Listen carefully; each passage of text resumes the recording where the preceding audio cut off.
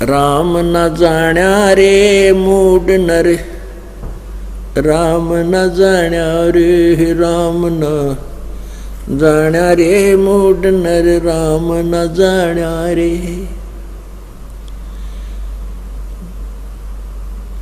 राम न जाण्या रे मूड नर, राम न जाण्या रे। जल की बूंद महल रचायो सकल जिहाना रे, जठरग्नि से राखिया तेरा पिंड रो प्राणा रे। जातो को भोजन दिया अमृत रस खाना रे, गर्भवास से काट कर नर बाहर आना रे। लीला अगम अगाध है सुरती विदना नारे, मात पिता सुत बांधवा क्या देख बुलाना रे। इनमें तेरा कोई नहीं क्यों भया दीवाना रे। जो तन चंदन लेपते वो धरे मसाना रे, सुए सिंबल से या तुरु देख लुभाना रे। चोंच मार व्याकुल भया बहुते पछताना रे, मान सरोवर कमल दलगर दूर पयाना रे। गए रसातल राह को ये पड़ पड़ पोथी पाना रे, राम न जाण्या रे मूड न तन, राम न जाण्या रे।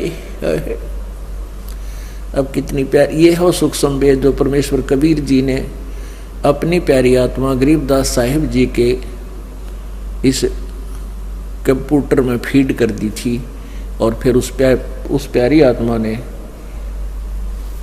अपने परमेश्वर की महिमा कलम तोड़ गाई।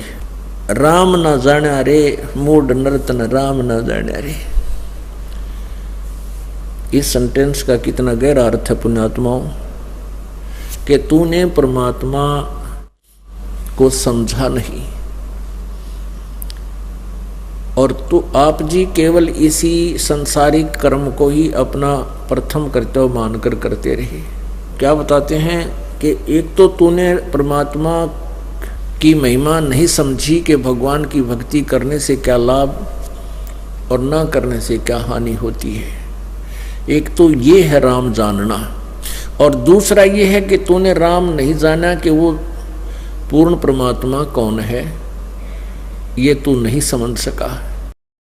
उसके लिए क्या बताते हैं, जल की बूंद महल रचायो सकल जिहाना रे, जठरग्नि से राखिया तेरा पिंड और प्राणा रे।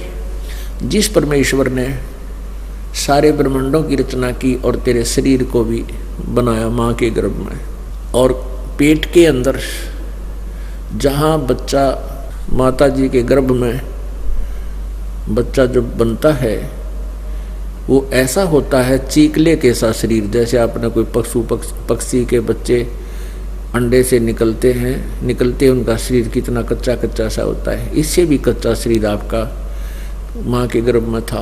और जहाँ तू विराजमान था उसके तो बिल्कुल साथ में ही जठराग्नि यानी पाचन अग्नि, इतनी भयंकर आंच होती है, इतनी भयंकर गर्मी है वहाँ पर। अपने शरीर में परमात्मा ने कैसी व्यवस्था की है, जैसे कहते हैं हजारों किरण बहुत तेज गर्मी होती है। जैसे अब हम खाना खाते हैं, हम कच्चा फल भी खाते हैं, सलाद खाते हैं, पक्की रोटी खाते हैं, सब्जी खाते हैं, ये तो अध पकी सी होती है। अंदर जाकर के इसमें इतनी हीट है मालिक की दिव्य शरीर के अंदर, इस सब सारे को फिर दोबारा से परिपक्व करती है, दोबारा से इनको फूकती है, और उस फिर अलग अलग से ऐसी फैक्ट्री लगा रखी है पेट में परमात्मा ने, अलग अलग से उनके सारी व्यवस्था करती है, ब्लड बनाती है, उसी से हड्डी बनती है, मांस बनता है, ऐसे सारी व्यवस्था कर रखी है। तो कहते हैं उस ऐसे स्थान पर भी तेरी रक्षा उस मालिक ने तेरी की हुई है, और आज तो उसी को भूल गया। मात पिता सुत बांधवा क्या देख बुलाना रे, इनमें तेरा कोई नहीं क्यों भया दीवाना रे। परमात्मा कहते काया तेरी है नहीं, ये माया कहां से हो। और चरण कमल में ध्यान रखो, इन दोनों को खो। जब तेरा शरीर ही तेरा नहीं है ये बोली आत्मा, तो फिर इस संपत्ति और संतान को अपना मान के अपना जीवन वेस्ट कर रहा है, व्यर्थ कर रहा है। कहने का भाव ये नहीं है कि बच्चों को त्याग दे या घर छोड़ कर भाग जा, नहीं। ये एक कार्य और है जो इम्पोर्टेंट था तेरे इस मनुष्य जीवन का, उसको शुरू कर और उसको प्रथम श्रेणी में लिया, बस इतनी सी बात है।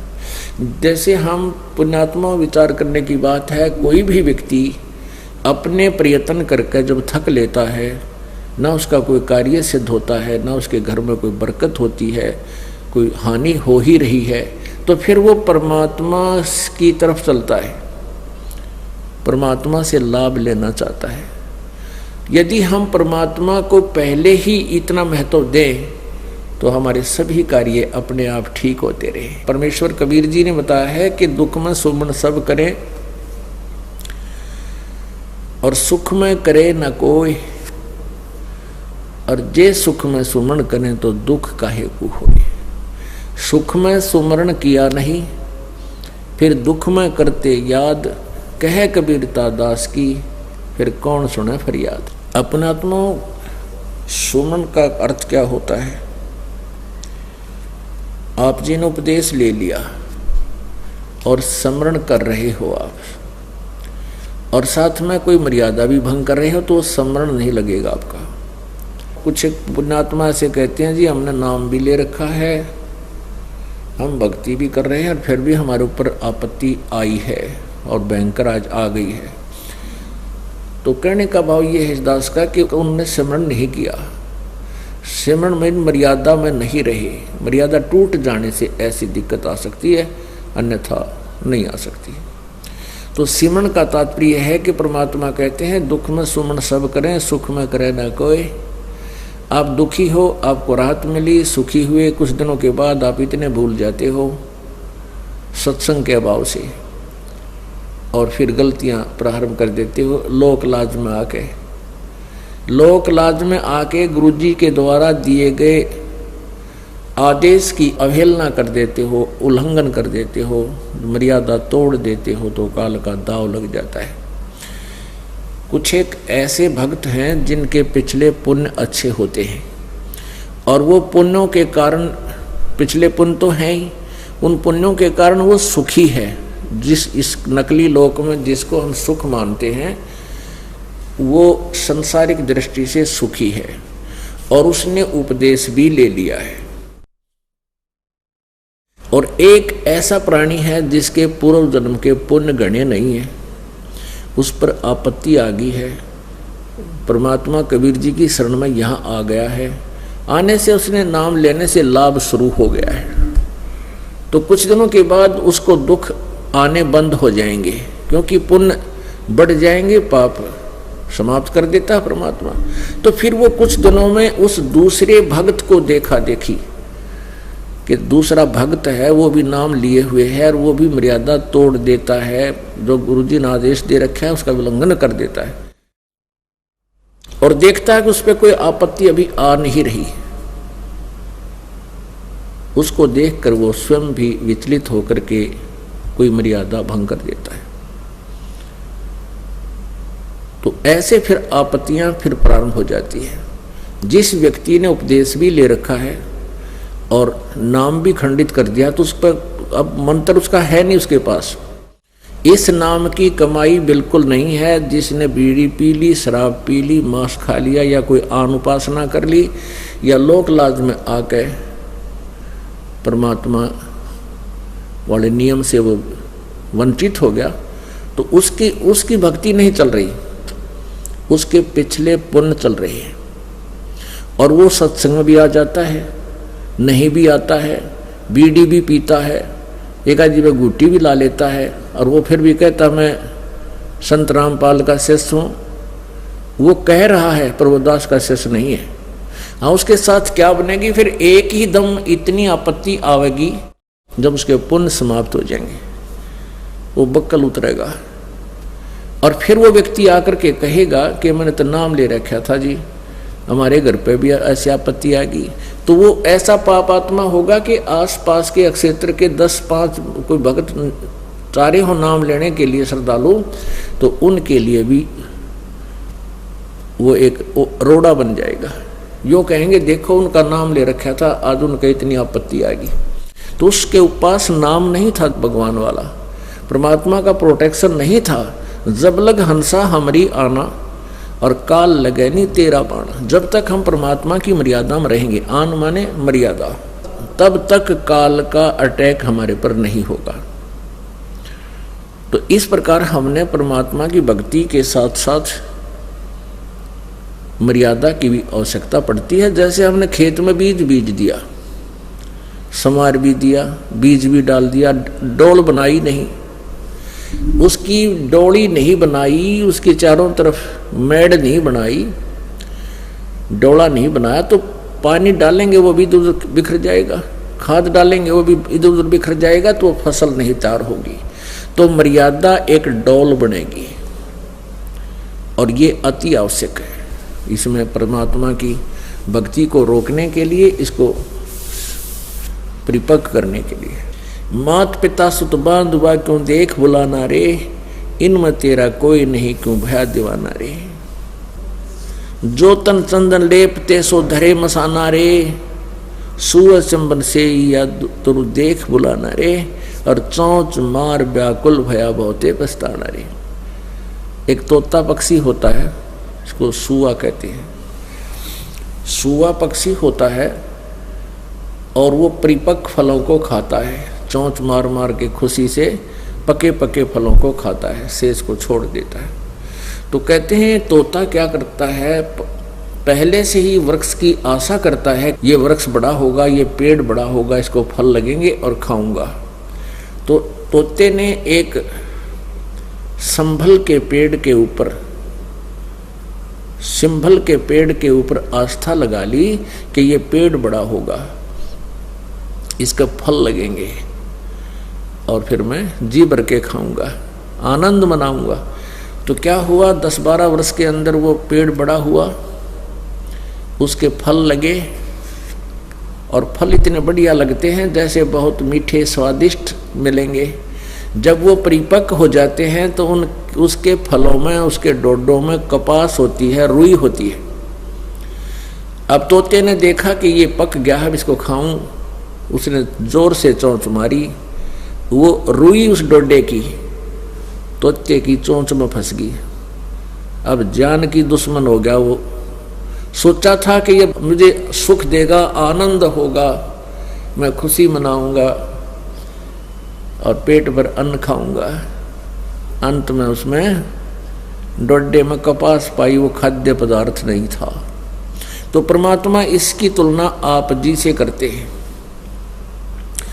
आप जी संतान उत्पत्ति करते हो, संतान उत्पत्ति होने के बाद फिर उसकी परवरिश के लिए दिन रात परिश्रम करते हो, और ये सोच कर करते हो कि मुझे बुढ़ापे में सुख होगा। अब तो मैं युवा हूँ, मेहनत करके बच्चों को पाल दूंगा और बुढ़ापे में चैन सुख का सांस लूँगा और आनंद से रहा करूँगा।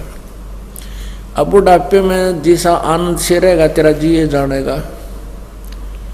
बुढ़ापे में रह लिया आनंद है, शरीर काम करे नहीं, जाड़ दांत जाते रहे, शरीर में वीकनेस कमजोरी इतनी आ जा, उठा जा ना बैठा जा, आजमा खराब हो गया, कदे कहीं दर्द है कहीं कुछ है। और परमात्मा क्या बताते हैं,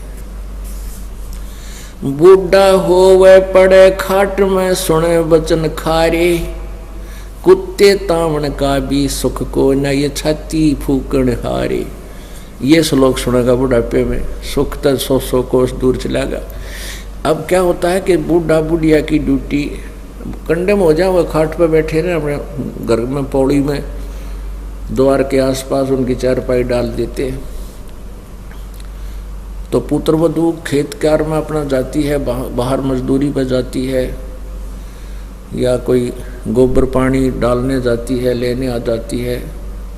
तो उनको कह के जाती है सास ससुर को कि तू ध्यान रखना कहीं घर में कुत्ते ना घुस जा, अब कुत्ते तो आदमी बूढ़े की तो कहाँ दाब मारने थे, वो तो ऐसे आंख में चौनिशी कर जाते हैं, बढ़ जाते हैं। तो कभी कुत्ता अंदर घुस गया और उसने जाकर के अंदर दूध कुछ पिया, कुछ गिर दिया उस ग्राउंड पर, परस्पर बखेर दिया। उधर से पुत्र वधू आ गई इतने में, और उसने अंदर जाकर देखा कुत्ते ने उत्पात मचा रखा। तो बहुत गुस्से में आकर के उस बुढ़ा बुढ़िया को कहती है कि तुम इन कुत्तों को भी नहीं रोक सकते, तुमने हमारी छाती फूंक दी, तुम कुछ भी करने के को ना। यानी इतना नाराज होकर के वो बोलती है जिसका दूध बिखर गया हो, जमीन पर गिर गया हो। तो बुढ़िया को फिर ये वचन सुनने को मिलेंगे। कहते हैं बूढ़ा हुआ पड़े खाट में, फिर सुने वचन खारे, और कुत्ते ताउन का भी सुख कोई ना, तुम छाती फूकना रही। पुणात्माओं, परमात्मा हमें ये याद दिलाते हैं कि तुम्हारे साथ ऐसी बनेगी जैसे उस तोते गेला बड़ी। जो भक्ति नहीं करते वो प्राणी, उनका अंत, उनके साथ परिवार का व्यवहार ऐसा होगा, बहुत रूखा होगा। और जो भक्ति करना शुरू कर देते हैं, परमात्मा की भक्ति ही कर रहे हैं, तो उनके अंत में आप देखना परमात्मा ऐसी व्यवस्था कर देगा, उस अपनी प्यारी आत्मा को दुख ही नहीं होने देगा। ये परमात्मा की भक्ति साधना का एक नियम है, ये उसका फल है कि आपको दुख ही नहीं होने देगा। एक बार एक त्रिलोचन नाम का भगत था, और वो परमात्मा की मर्यादा में रहकर साधना कर रहा था। परमेश्वर कबीर जी रह कर आते रहते हैं, कभी केवल एक संत रूप में रह कर के चले जाते हैं, और कुछ एक भक्तों को परमात्मा का लाभ दे जाते हैं, जिसका उदाहरण दूर तक फैला रहता है कि उनको एक संत था, उसने ऐसे कृपा करी, भगवान की कृपा से उनको ऐसे लाभ हुआ। तो इस कारण से हम परमात्मा की महिमा जीवित है, परमात्मा की सतिथि अभी तक ज्यों की त्यों है। अन्यथा ये काल भगवान चाहता है कि इनको गलत साधना पर लगा दूं, शास्त्र में साधना ये करें, गलत ज्ञान दे दूं, और ये परमात्मा से मिलने वाला लाभ इनको मिलना बंद हो जाए, और ये सब नास्तिक हो जाए। जैसे पूरा रूस हो गया नास्तिक, और पूरा चीन कंट्री हो गया नास्तिक। तो ये चाहता है कि ये ऐसे हो जाए सभी, फिर टंटा कट जाए, वहाँ कोई सुने को नहीं उस कबीर साहब की, जो अपनी प्यारी आत्माओं को अपने पास ले जाने के लिए आता है। तो त्रिलोचन भगत के ने परमात्मा की शरण ली, नाम लिया, और उनके बताए अनुसार साधना करते रहे। वृद्ध हो गए, और उनके एक नौकर था, कुछ जमीन थी और थोड़ी बहुत जमीन थी, उससे गुजारा हो रहा था। और एक नौकर था, उसका नौकर बहुत सेवा करता था। नौकर के कोई ऐसी घटना घट गई कि उसको जाना पड़ गया, और उसको त्रिलोचन ने भी मना नहीं किया कि जा बेटा। अब वो नौकर चला गया, तो पीछे से क्या हुआ कि उसके जाने के कुछ देर बाद ही त्रिलोचन भगत का दस्त लग गए, डायसेंट्री होगी, और इतना वीक हो गया, उठा जाना बैठा जाना, पानी भी नहीं पी सके। तो बड़ा दुखी हुआ, परमात्मा को याद किया, प्रभु या कौन बनी, वो बच्चा भी चला गया। तो प्रभु ने क्या किया, उसके नौकर का रूप धारण किया और वहां आ खड़ा हुआ। तो उसने पूछा कि बेटा गया नहीं तू? अक नहीं महाराज जी, आपकी इस स्थिति को देखकर आप कुछ ढीले से चल रहे थे, मेरे मन में आ गया कि महाराज जी बहुत ढीले हैं, और स्वस्थ हो जाओगे तब जाऊंगा। 1 महीने के बाद वो नौकर आया। नौकर आने से 2 मिनट पहले, आध घंटा पहले, 20 मिनट पहले परमात्मा वहाँ से अंतर्जान होगी। वो नौकर आया और अपने घर से कम भी 200-300 किलोमीटर का रहने वाला था, पैदल आते जाते थे। वहाँ से वो कोई सामान लाया था, उसने कहा प्रणाम गुरुजी, प्रणाम महाराज जी, प्रणाम बेटा, आ गया। वो यूँ तक कह जी ये लो ये हमारे खेत में ऐसा होता था, ये फसल लाया हूँ, और वहाँ के भक्त आपको, हमारे गांव के सभी भक्त आपको ऐसे ऐसे प्रणाम बोल रहे थे। और त्रिलोचन उसके मुंह की तरफ देख रहा है, ये बोल क्या रहा है भाई, क्या बता रहा है बेटा, कौन है, किसके बारे में बोल रहा है तू, क्या कह रहा है, कहाँ से आया, क्या बात होगी। अजी मैं वहाँ से आया हूँ, अपने गांव से आज, और ये सामान लाया हूँ आपके लिए, वहाँ के भक्तों ने ऐसे ऐसे दिया है, प्रणाम किया है, और ये मैं अपने घर से लाया हूँ ये आपके लिए। और गुरुजी ऐसे ऐसे रास्ते में बड़ी दिक्कत आई, एक जगह तो ऐसे था। वो कह रहा है भले आदमी तू बोल क्या रहा है, तू सच्ची बता, क्या कह रहा है तू यही नहीं था मेरे पास। अगर नहीं गुरुजी मैं तो अभी आ रहा हूँ। तो कुछ पीछे से भगत भी आगे, वो खेतों में काम कर रहे थे, और उन्होंने बताया जी आपका भगत हमने देखा था, ताइवान लग रहा था।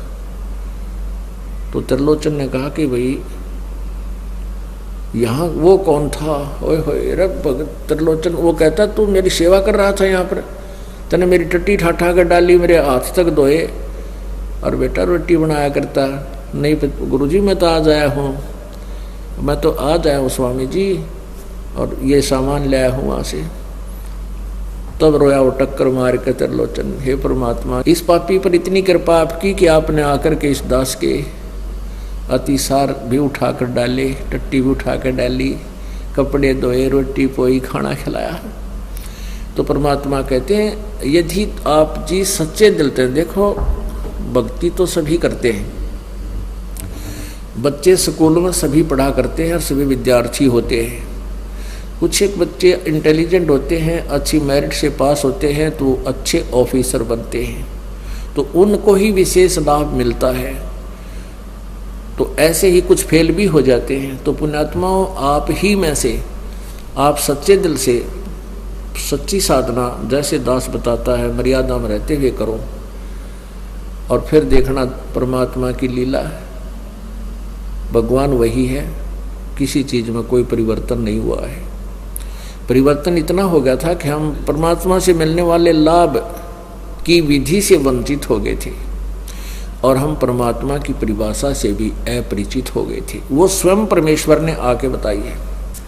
मात पिता सुत बांधुआ क्यों देख बुलाना रे, इनमें तेरा कोई नहीं क्यों बहा दीवाना रे, सुअ सिंबल से या तुरु देख लुभाना रे, और चोंच मारी व्याकुल भया बहुते पिस्ताना रे, मान सरोवर कमल दल गर दूर प्याना रे, गैर सातल राह को पढ़ पोथी पाना रे। अब जो हम सदग्रंथ पढ़ा करते थे, पवित्र वेद, पवित्र श्रीमद् गीता, पवित्र पुराण आदि, कहते हैं इनके पाठ करने वाले यथार्थ ज्ञान से परिचित नहीं हो पाए, यथार्थ मंत्र से भी वो परिचित नहीं थे, जिस कारण से वो ये पाठ करने वाले, पुस्तकों को, पोथियों को पढ़ने वाले भी नरक में गए, अर्थात उनका जीवन व्यर्थ हुआ। क्यों? क्योंकि उनको सतगुरु संत से नहीं पूजे पाषाणा रे।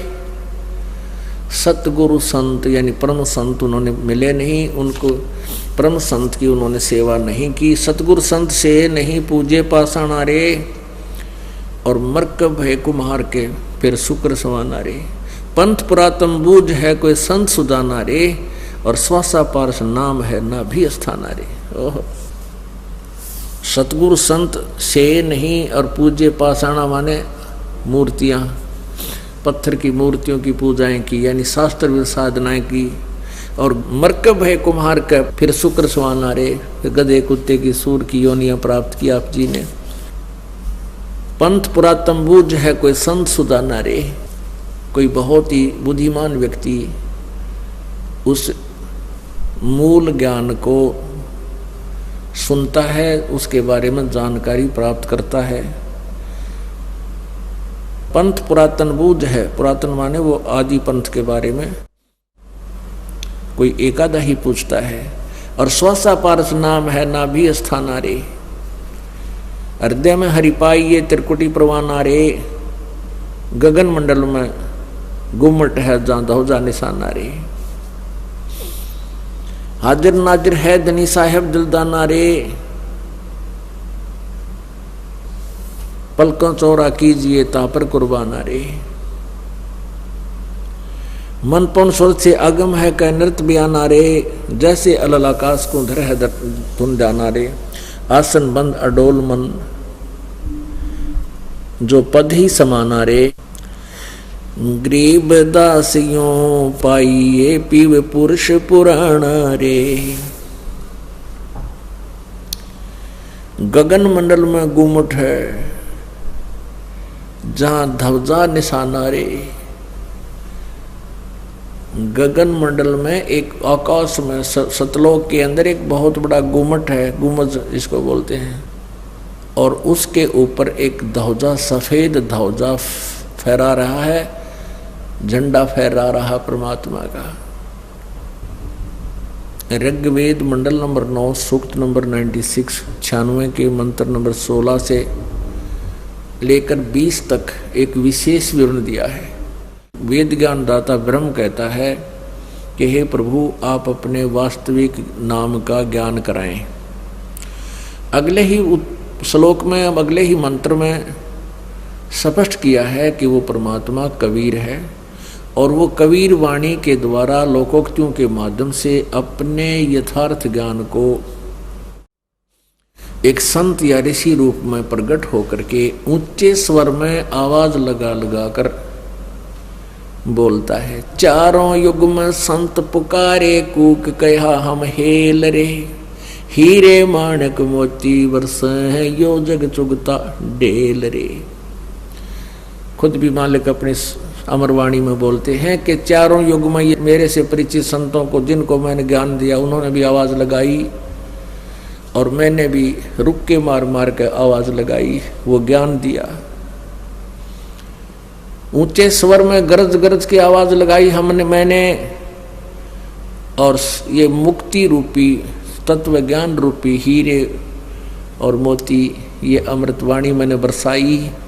लेकिन इस यथार्थ ज्ञान को, यथार्थ मोक्ष मार्ग को किसी ने ग्रहण नहीं किया, इस लाल को किसी ने ग्रहण नहीं किया, हीरे मोतियों को किसी ने ग्रहण नहीं किया, और आन उपासना रूपी ये डले इकट्ठे कर लिए, डले डो लिए, गलत साधनाएं कर ली। अब पुण्यात्माओं, परसों के समाचार पत्र में एक दुखदायी घटना पढ़ने को मिली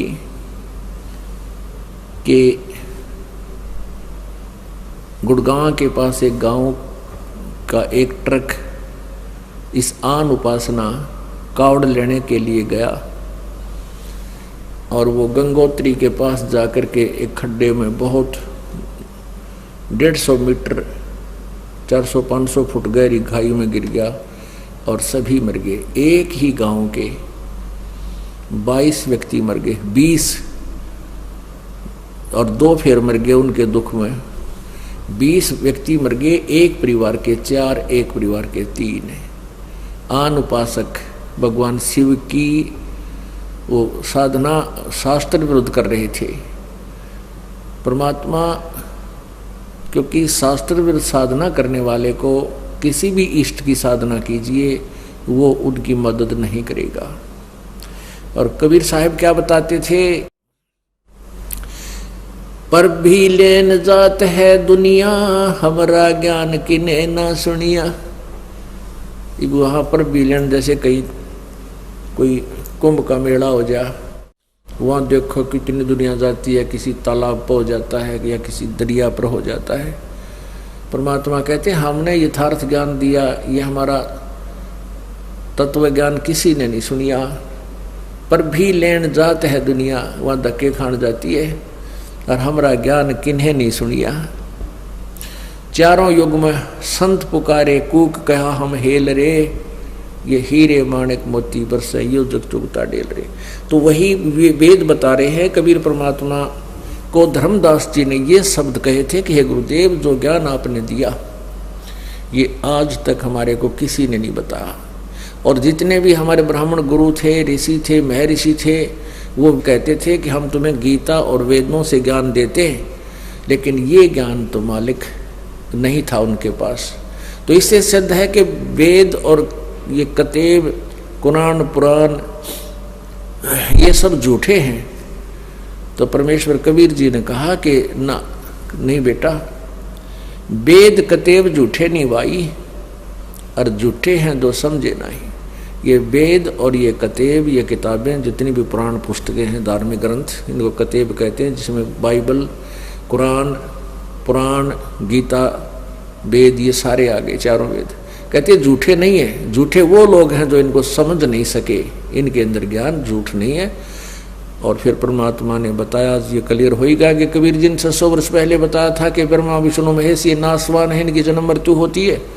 और हमें वेदों और गीता का सहारा लेकर ये बताया जाता था कि वेदों और गीता जी और पुराणों में इन्हीं भगवानों की पूजा के करने के लिए कहा। ये मृत्युंजय हैं, कालज्य है, अजर अमर है, इनके कोई माता पिता नहीं है।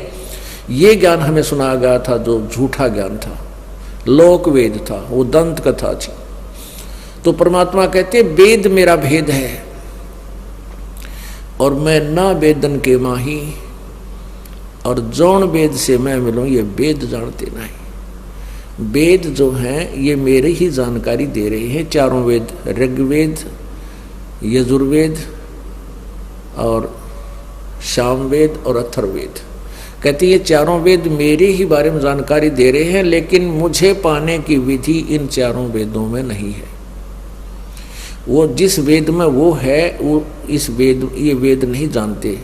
लास्ट में वेद बोलने वाला भी कह देता है नेति नेति नेति, कि जितना ज्ञान हमने दिया इन वेदों में न इति, इसका इतना ही अंत नहीं है, ये इतना ही नहीं है, ये अंत नहीं, इति माने समाप्त नहीं है, न इति।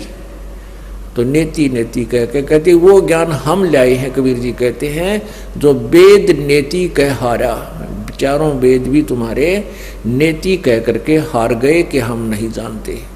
इससे आगे ऋग्वेद मंडल नंबर 9 सूक्त नंबर 96 के मंत्र 16 से 20 के बीच की जो आपको समरी सुनाता हूँ मौखिक, तो उसमें ये लिखा है कि वो परमात्मा जज्ञानम, जानबूझकर प्रकट होता है।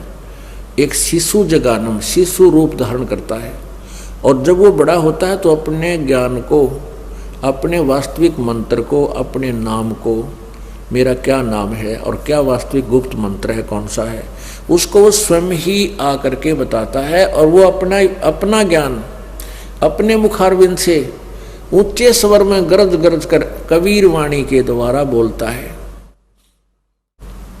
और वो लोकोक्तियों के माध्यम से, श्लोकों, दोहों के माध्यम से ज्ञान प्रचार करने के कारण एक प्रसिद्ध कवि की उपमा, उपाधि भी प्राप्त करता है, पदवी भी प्राप्त करता है। लेकिन वो होता है भगवान ही, और उस ऋषि रूप में, एक संत रूप में, एक गुरु रूप में प्रकट परमात्मा के द्वारा रची हुई उसकी हजारों वाणी, असंख्यों वाणियाँ उसके अनुयायियों के लिए जब वह गुरु रूप में आता है, वो बहुत से जनसमूह उनके पीछे होता है। जैसे कबीर परमेश्वर जी 600 वर्ष पहले बनारस में आए थे, काशी में, तो उनके 64 लाख शिष्य हुए थे, और ये वाणी मालिक ने लिखवा दी थी। सब ने, कुछ एक व्यक्तियों ने लिख कर अपने पास रख ली थी, आवश्यक सी। तो उन वाणियों को पढ़ते हैं, कहते उनको वो वाणी परमात्मा के मुखारविंद से बोला गया वो तत्व ज्ञान अमृत के तुल्य स्वादिष्ट होता है, आनंददायक होता है। वह वाणी उनको बहुत प्यारी लगती है। और वो परमात्मा तीसरे मुक्ति धाम में रहता है। तीसरा मुक्त धाम यानी पूर्ण मोक्ष स्थान, एक तो ब्रह्म का लोक, 21 ब्रह्मांड, देश कहो, लोक कहो, और दूसरा परब्रह्म का लोक, अक्षर ब्रह्म का लोक, सात्संग ब्रह्मांड, ये इतना क्षेत्र देश, और तीसरा जो मुक्ति धाम है वो सतलोक है। ऊपर के ब्रह्मांड, सतलोक, अलखलोक, अगमलोक, अनामी लोक, ये सारा एक क्षेत्र अलग से तीसरा मुक्ति धाम भी कहलाता है। तो तीसरे देश में, तीसरे मुक्ति धाम में वो रहता है, तीसरे धाम में रहता है, और वहाँ से चलकर आता है, अपना ज्ञान प्रदान करता है।